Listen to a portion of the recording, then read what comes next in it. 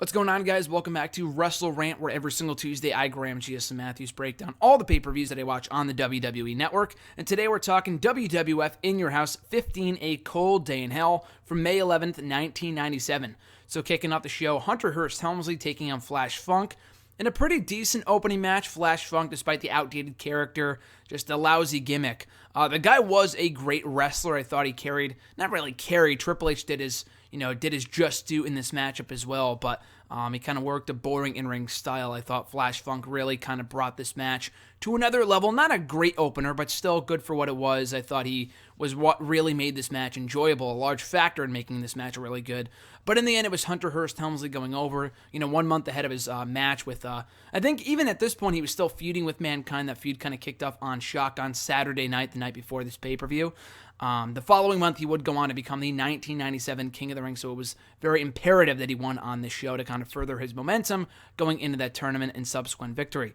After that, speaking of Mankind, he took on Rocky Maivia on this show, and a decent match, but it was really the end of the Rocky Maivia character before he would later join the Nation of Domination. I think it was pretty apparent by this point, and in between the last In Your House and this one, he had lost the Intercontinental Championship, but anyway, so on this show, he lost to Mankind in under 10 minutes, in a match that wasn't, bad at all. I mean, they would have much better matches years later in 98 and 99. But this was still a good match, and like I said, really kind of marked the end of the Rocky Maivia experiment, so to speak, unlike with like Roman Reigns, where they continually try to shove him down our throats as a babyface. Rocky Maivia was not the same thing. Thankfully, they realized early on the character was just not getting over. I mean, the guy was a great in-ring talent, Rock was, but they realized early on he's not getting over in this role. Let's turn him, and obviously worked out for the better. And now one of the greatest WWE superstars of all time. So this was good. Mankind also building momentum heading into King of the Ring the following month. After that, we had the Nation of Domination taking on Ahmed Johnson in a gauntlet match. All members of Nation of Domination were barred from ringside. They just stood idly by on the stage up above. So I think it was crushing Ahmed Johnson. Ahmed Johnson beat him in a couple minutes. Then it was Savio Vega. And then it was Farouk. And this whole thing was pretty boring. I mean, it involved Ahmed Johnson working a fucking gauntlet match, so it was really to be expected. The Nation of Domination was not really all that strong of a stable until, The Rock would join a couple, not long after this. But, just a very boring match. Ahmed Johnson beat Crush, then Savio Vega, ultimately lost to the Nation. Had Ahmed Johnson won, he would have single-handedly disbanded the Nation of Domination.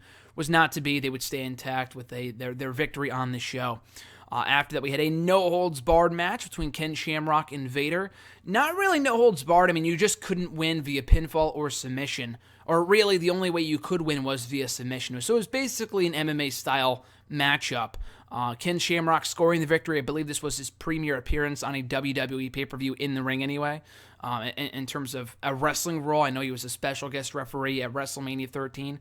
But, this was a pretty good match, a different style than what we were used to in WWE at this point in time, but still an intriguing matchup, a great debut for Shamrock. People immediately liked him. They would push him to the moon from this point forward.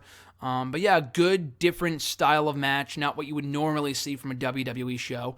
And then the main event for the WWE title itself, The Undertaker defending against, I almost said Shawn Michaels, Stone Cold Steve Austin, in a very, very good main event.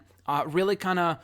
It's a toss-up between this matchup and their SummerSlam match from 98 in terms of the best match these two ever had against each other, but this was still a great main event. Definitely one of, if not the best title defense to come out of The Undertaker's reign as WWE Champion in 1997.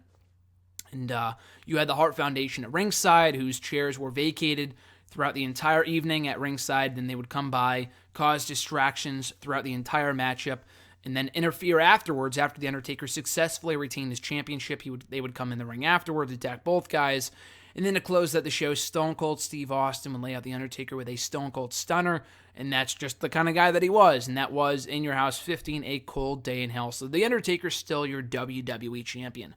A good show, not a great show. The undercard was not really all that strong. The opener was all right. A good match, but nothing like too noteworthy.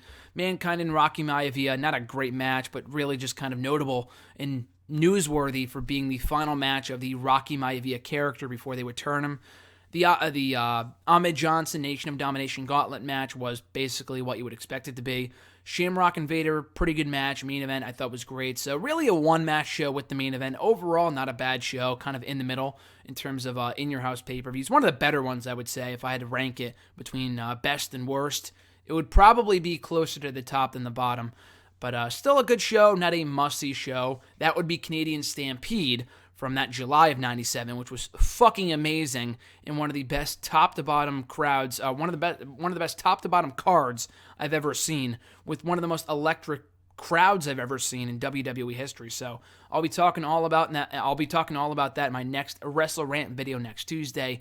But in the meantime, and in between time, guys, be sure to follow me on the socials, on Twitter at WrestleRant, on Facebook at facebook.com/graham.gsm.matthews, and right here on YouTube by liking the video, leaving a comment, sharing the video, and subscribing as well.